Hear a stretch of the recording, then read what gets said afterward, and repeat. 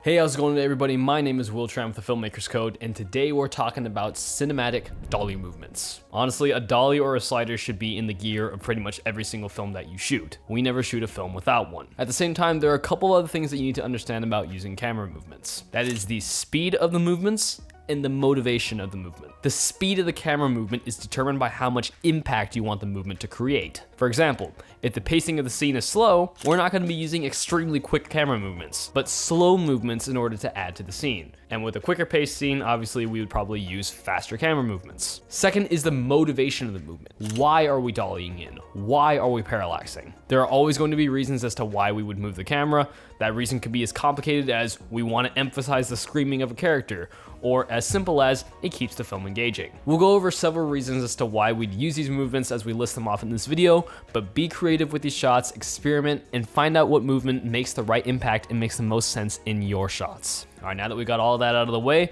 let's move on to movement number one, the push-in. The push-in shot is achieved by simply moving the camera forwards on the dolly. We may use this shot in order to do several things. First, to emphasize a moment of contemplation. Say a character leans back in his chair trying to figure out what to write on his document. Instead of staying locked off on sticks, we may push in to emphasize his thinking. In this context, the speed of this movement is quite slow, hence we're trying to almost look inside the mind of the character. Or two, we may also use the push-in to emphasize actions, such as a character screaming at somebody else to go away, a guy slamming a golf club onto the ground, and many others. Or three, building suspense. In a moment of high tension and suspense, we like to also push in really slowly to keep the audience on edge. Honestly, it's pretty hard to go wrong with the push-in movement, hence it's extremely versatile. We use them for contemplation moments, pivotal moments in our stories, action shots, and so many more. Just find out where it makes most sense in your films and use it wisely. Movement number two, the pull out. This shot is the opposite of the push-in. Instead of moving forwards, we're moving backwards. The main reason we pull out is to show the end of a scene. At the end of the scene, we might slowly pull out, which subconsciously tells the audience that the scene is over.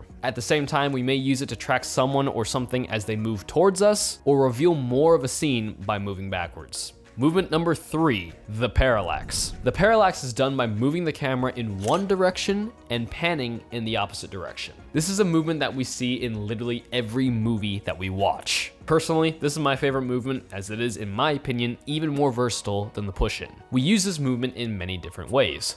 For example, we may slightly parallax really slowly during a dialogue scene just to keep the audience engaged. Or we may even go more grandiose to emphasize the epicness of a moment. Either way, this is a great movement to add in if you feel that your scene is getting too boring and static. Add it in here and there during your scene and it'll bring more life to your films. Movement number four, the little dragon whips his tail. No, I'm just kidding, that's a Bruce Lee reference.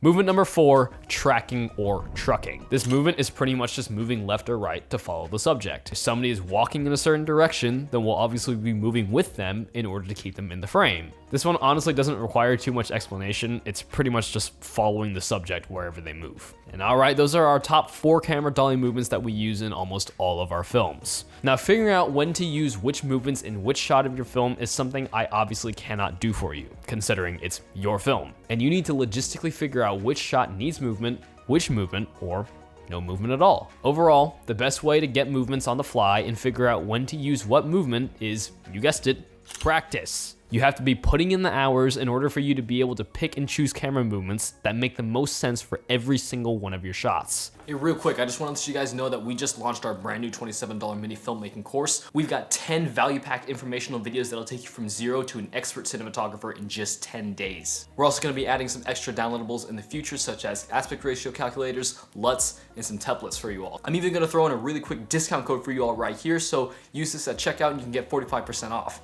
So you can literally get this thing for what? Math. So you guys can literally get this thing for like $15. So if you can spend $15 on Netflix every single month, why not repurpose some of that money into your own education so you can get your own indie films out there? So again, click the link at the top right corner and in the first link in the description below. See you guys out there.